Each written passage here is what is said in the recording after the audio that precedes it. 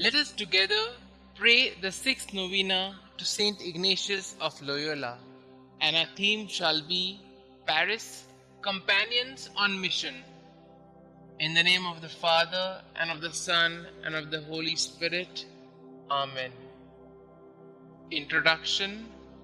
St Ignatius was the heart and soul of the group of friends.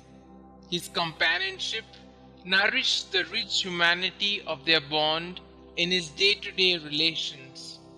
He could most certainly speak about "my friends in the Lord," since the friendships born in Paris had true Ignatian paternity.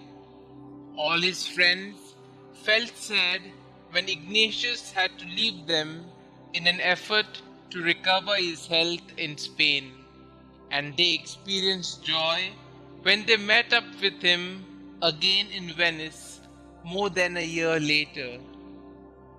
When Polanco spoke of a first birth, referring to Ignatius' experience with his first group of friends, he was clearly indicating the important role Ignatius played in forming the later group.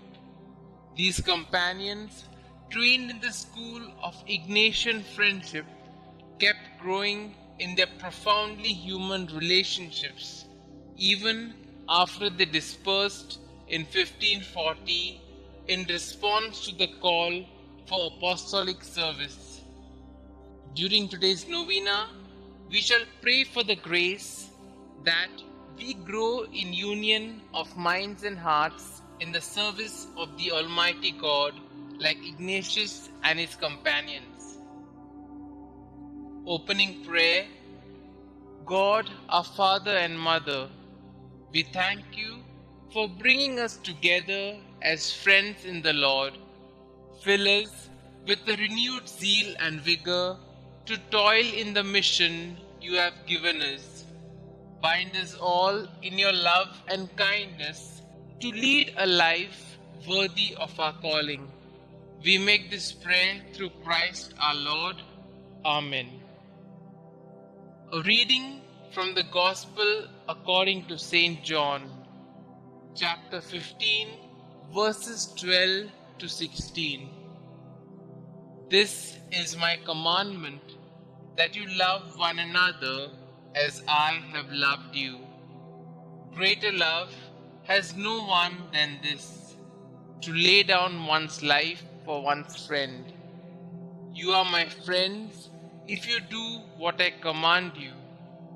I no longer call you servants, because a servant does not know what his master is doing. Instead, I have called you friends, for everything that I learned from my Father I have made known to you. You did not choose me, but I chose you. I appointed you to go and bear fruit, fruit that will last. Let us pause for a few moments and reflect on this reading, and reflecting on the Ignatian meaning of friendship and friends in the Lord.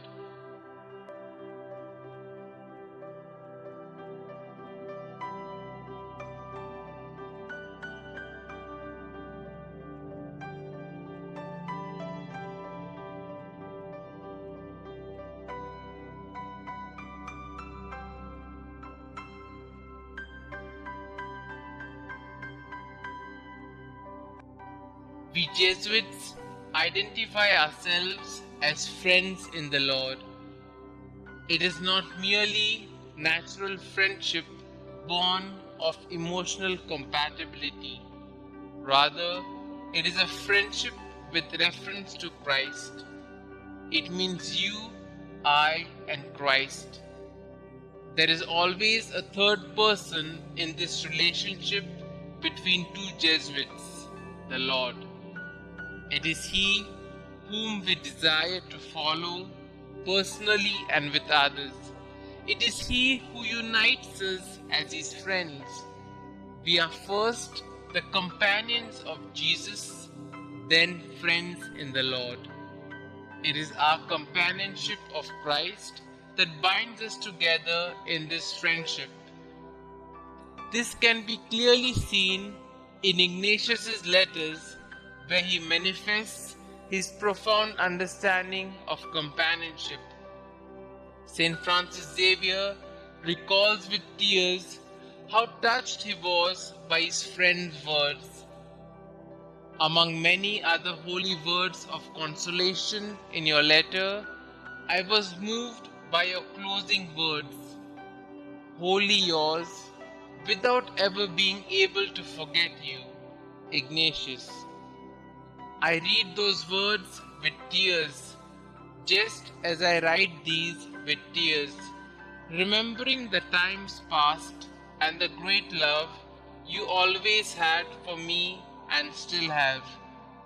Friendship between companions, as between Ignatius and Francis Xavier, is made with the full commitment of two personalities in their common pursuit to serve the Lord better and help souls, and thus, in a radical way, to order their friendship for the mission.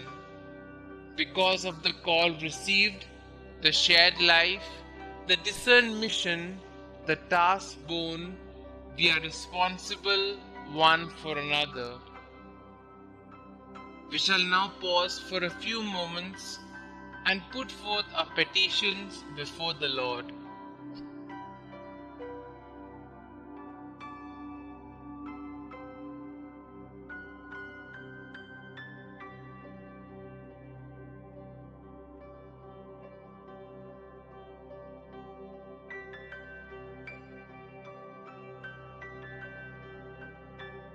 Our response shall be, Lord, bind us together in your love. Lord our God, we are incredibly in need of your power and strength. As we are in the service of the Church, we ask you to help us in building oneness among the faithful so that they grow in love and share this love with others. For this we pray, Lord, bind us together in your love. We pray that our community be modeled after you, the Triune God. Bless us, Lord, with the heart of love and care. Instill in us a mind like yours to understand one another. For this we pray, Lord, bind us together in your love. Loving Lord, as you have called us to be your companions in carrying the cross, we humbly implore you for the grace of love, union, and unwavering faith in you. When we face trials and hardships, particularly in our life as a community, for this we pray, Lord, bind us together in your love.